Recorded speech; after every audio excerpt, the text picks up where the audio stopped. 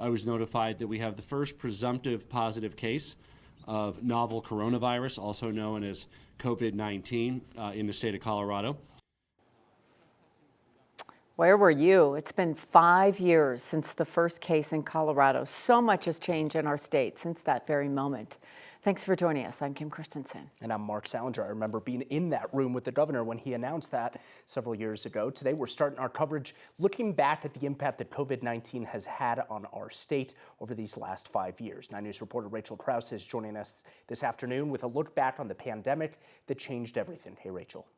Yeah, 5 years after the COVID-19 pandemic first took hold here in Colorado, many people have put away their masks and hand sanitizer, ready to forget. Healthcare workers at HCA Health Monroe say an experience like that changes you as a person and healthcare as a system.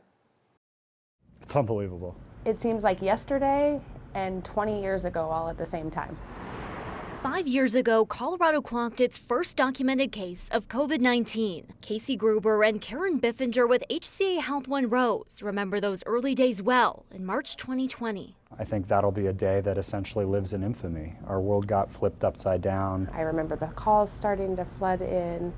I remember multiple questions from the community coming in on, is this real? What are you seeing in the hospital? What are you not? In the days that followed, countries began locking down. Cases began to climb.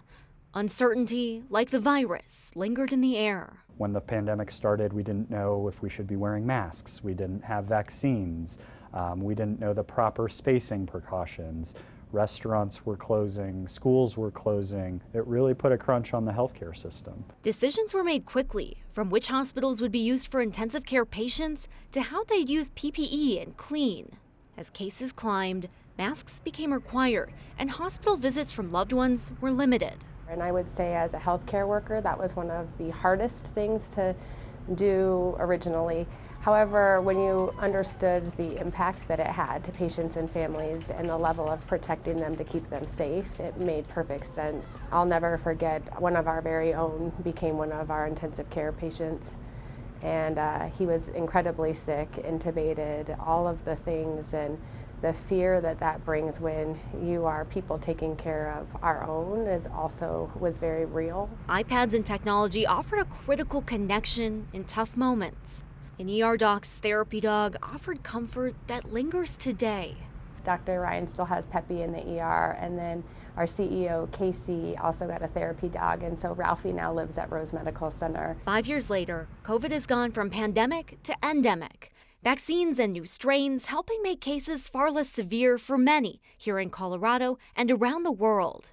But Karen and Casey say Colorado's healthcare system feels the effects today. If you were to say what's changed, I would say everything. Yeah, I think we learned a lot from COVID. I think we learned how to better protect ourselves when a patient comes in with an infectious disease.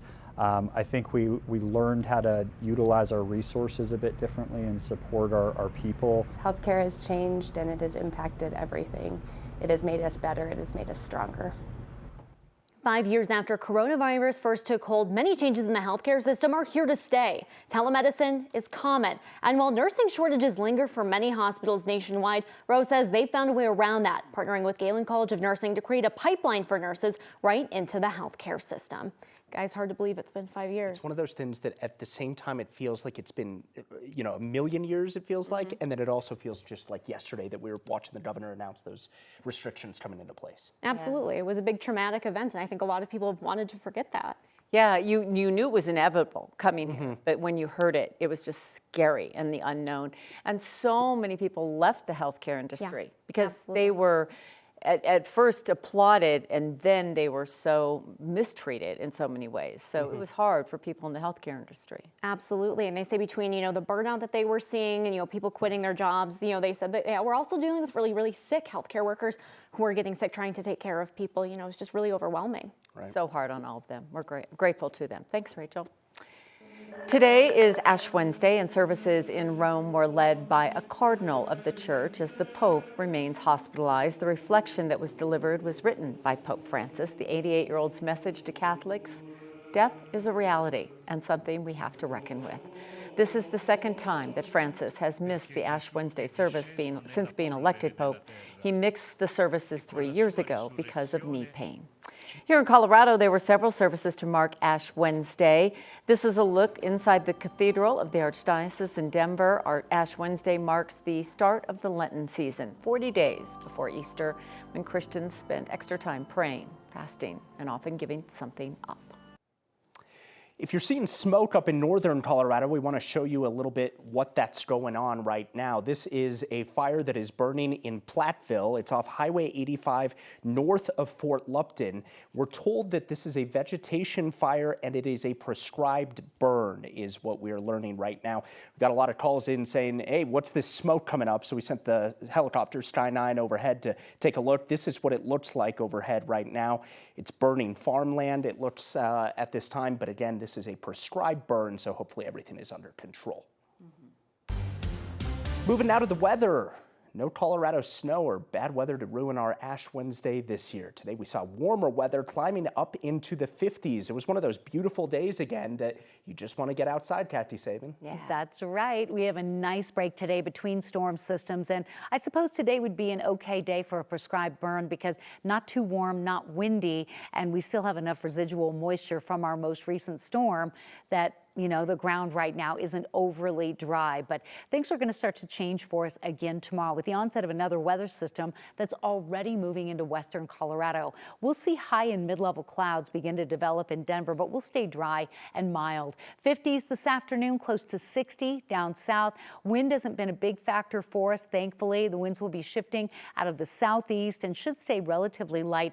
This next system is coming in from the west, quick on the heels of our storm that produced the blizzard conditions that's moved well off to the east. The high and mid-level clouds are an indicator that moisture is coming in. We expect some moderate to heavy snow to begin in the mountains by probably midnight or so tonight. So these winter storm warnings and winter weather advisories begin at 11 o'clock tonight and will continue for many areas through the day on Friday. High and mid-level clouds are coming in. Denver is dry tonight. Snow picks up in the mountains. Denver has a chance at seeing some of that moisture Thursday into Friday. Temperatures trending really comfortable over the next couple of hours. And your weather headlines, we have a warm Wednesday ahead of another storm and chance for snow in Denver. The timing and impact is just ahead. Kathy, thank you.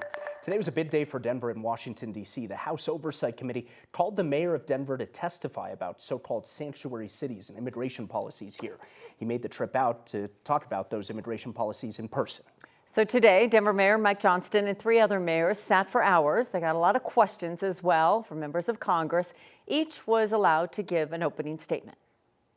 When buses started showing up filled with migrants, some in my city were afraid, just like I'm sure some of your constituents are afraid. They were afraid about crime and homelessness and worried about what these new people might take away from them. I understand that fear. And the truth is, people who are new to this country do good and bad just like all of us. But there's another truth. When those buses kept on coming, Denver made a choice as a city, not to hate each other, but to help each other. Not to turn on each other, but to turn to each other.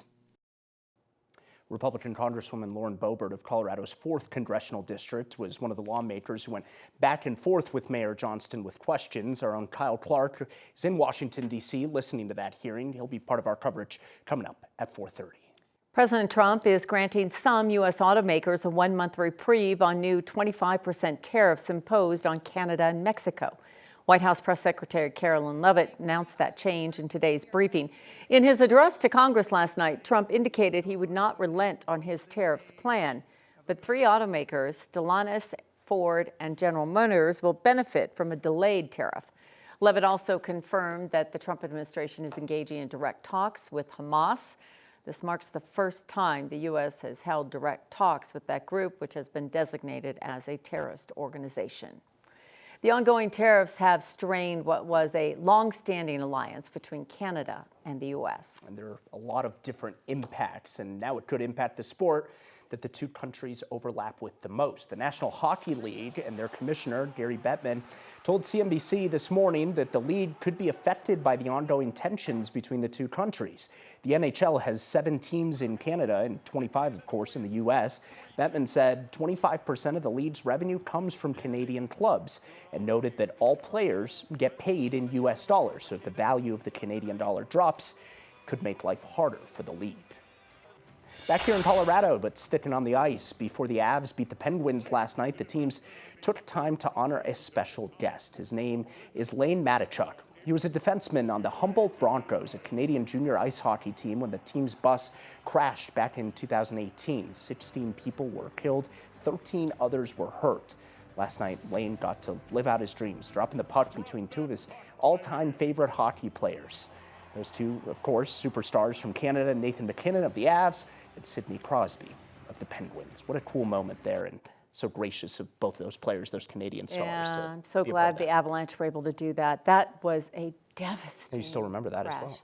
And so often you hear about those things initially, and then you forget about the people that survived. So that's It just so decimated important. that hockey team, and I remember everybody rallying around everybody and saying, Yeah. Now all these years later that they're still recovering. Yeah. So. Hockey is really good about that. When you think about Yeah. what they've done for the Godot family and others, they really, there's something, that's a special family Small community. relationship. Yep. Yeah. Tonight is a Nuggets night on 9 News, and KTVD will be broadcasting the game as the Nuggets return to the home turf against the Sacramento Kings. Our pregame coverage starts at 6:30. Before that, in the next half hour, Chris Tavares is going to join us live from Ball Arena with a preview. Today we learned who's going to take the chair when Lester Holt leaves NBC Nightly News. Yeah, some exciting news. Tom Yamas was named the anchor and managing editor of NBC Nightly News. Lester Holt announced last month that he will be stepping down from the desk this summer. Tom is a senior national correspondent and anchor of Top Story with Tom Yamas on that's an evening show streaming on NBC News now. He started as an intern at a local Telemundo station, then joined NBC in 2021 as a senior national correspondent. He's of course led coverage of breaking news and major events all over the world. Some exciting news there to share.